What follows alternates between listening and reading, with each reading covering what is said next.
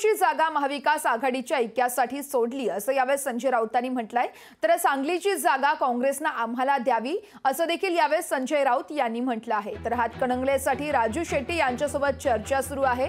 1-2 जागांवरती काँग्रेस आणि आमच्यात चर्चा सुरू असल्याची माहिती संजय राऊत यांनी दिली आहे। वंचितने प्रस्ताव मान्य केला असता तर आनंद झाला असता असं देखील यावेळेस राऊत म्हणतात। तर आंबेडकर सोबत असतील तर ताकद मिळेल असं देखील संजय राऊत यांनी म्हटलं आहे।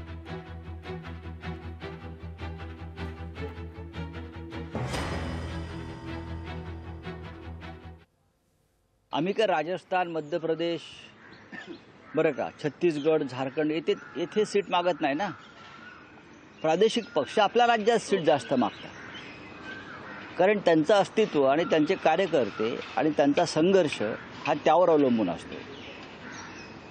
त्यामुळे आमच्यामध्ये तसे मतभेद नाही आहेत। एखाद दुसरी सीट, एखाद दुसरी जागा त्याच्यावर दोन्ही बाजूनी कार्यकर्ते दावा करतात।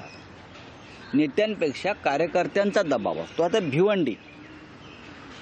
भिवंडी गेली अनेक वर्ष भाजपकडे आहे। जर आम्ही सगळे एकत्र आलो तर भिवंडीची सीट ही भाजपकडून आम्ही काढून घेऊ। कोल्हापूरची जागा सिटिंग आहे, आम्ही ती हसत सोडली। आम्हाला यातना झाल्या, कोल्हापूरमधून शिवसेना यावेळेला लोकसभेत जाणार नाही। मग आमच्या कार्यकर्ते असे म्हणतात की सांगली लढूया। शेवटी आपण सगळे एकत्र आहोत, मग आपण सांगली लढूया। आता ह्या विषयावरती चर्चा होऊन मार्ग निघेल।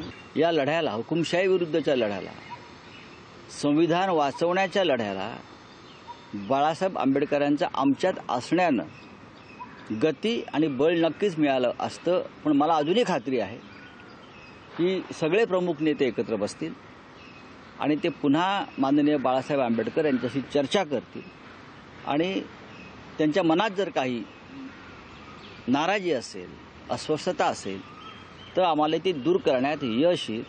कारण या महाराष्ट्रातला वंचित, दलित, शोषित समाज हा या लढ्यामध्ये आमच्याबरोबर असायलाच पाहिजे, ही आमची भूमिका आहे।